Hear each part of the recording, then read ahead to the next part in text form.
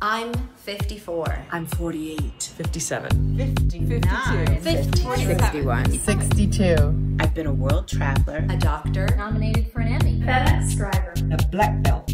I've lived through IRA bombings, Single motherhood. Layoffs. Guerrilla warfare. A heart and a kidney transplant.